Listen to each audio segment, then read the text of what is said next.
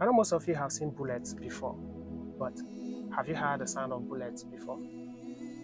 Talking of the sounds of bullets, I'm not talking of this kind of sounds. Neither am I talking of this kind of sounds.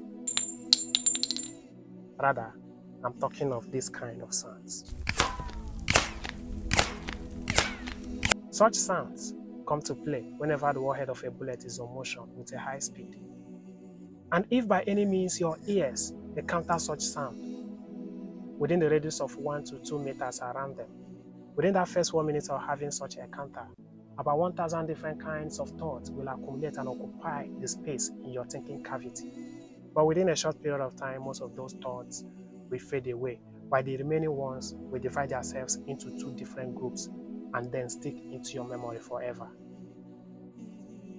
Within that first 1 minute of having such encounter, that about 1,000 different kinds of thoughts will accumulate in the space of your thinking cavity. You will see yourself involuntarily trying to attend to all those thoughts at a time, and that is what is known as confusion. For example, let's just assume that there is a terrible accident here. You will see that all the victims who have survived the accident, within that moment, all of them from A to Z will seem confused, because at that moment, about thousands of thoughts will occupy their thinking cavities, and they will involuntarily trying to attend to every bit of those thoughts. You see them displaying all kinds of irrelevant actions. That is just what is known as confusion. But within a short period of time, most of those thoughts will fade away, while the remaining ones will now divide themselves into 2 different groups and then stick into their memories forever. These 2 different groups of thoughts, the first group is the group of thoughts that contains the kind of thoughts that will be indicating or that will be pointing at the fact that every day can be your death day. Just that at times your death misses its target due to the kind of grace that you have, or due to the negligence or the mistakes from the sender of the arrows of that your supposed death. Just like your ears having encounter with the sounds of flying bullets, but it didn't touch you or it didn't harm you that much, just because the shooter missed his or her target.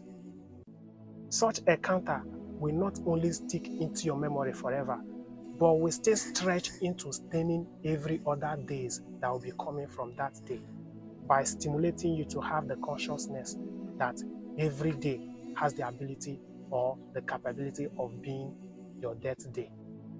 And this consciousness will boost your carefulness and your alertness.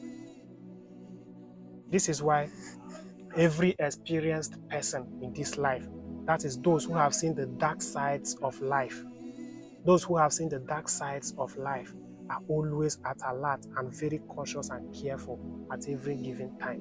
For example, soldiers, let me just give you an example with soldiers. Soldiers who have seen things in the battlefield, who have experienced many things in the battlefield, they are always at alert and very conscious and careful at every given fucking time, even when they are sleeping. Yes. Now let's jump to the second group.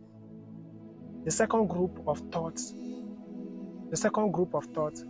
is the group of thoughts that contains the kind of thoughts that will be indicating or that will be pointing at the fact that the world and every activities taking place in the world are perfectly fine and okay with you and without you.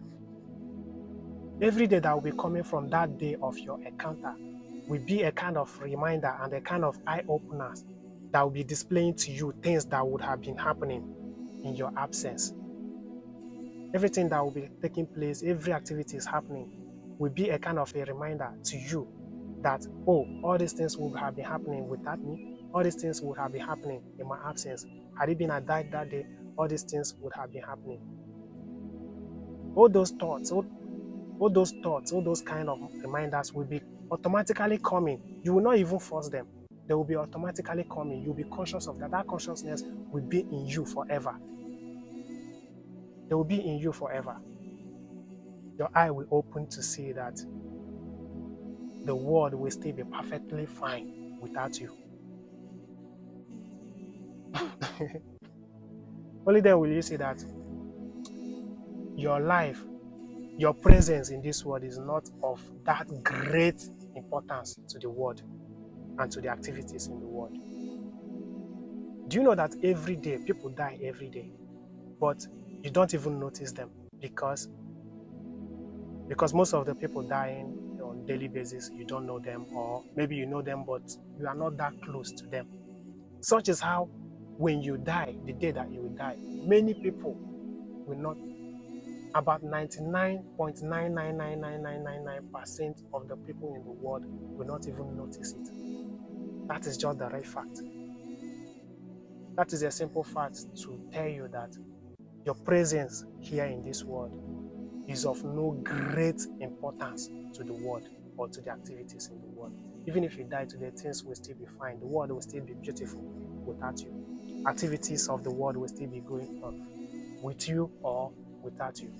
Now, pinching from that first group of thoughts that indicates that every day can be your death day, and pinching from this second group of thoughts that indicate or that point at the fact that the world and the activities of the world will still be perfectly fine and okay with you or without you.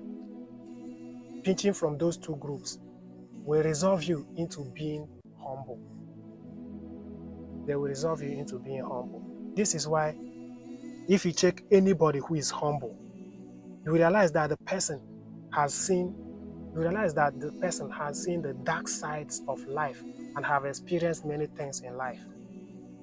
But you see those who are not humble in life, those people who are all the time their shoulders are up, those people are shallow rooted when it comes to the knowledge about life. Those people haven't really seen things. And this consciousness has stimulated me into forming this quote that humbleness is not a sign of weakness or a sign of cowardice. Rather, it is a sign of being aware that the world and every activities of the world will still be perfectly fine and okay with you and without you. So I advise you today to bring down those your shoulders and be humble, because humbleness is an act of those who are really experienced in this life.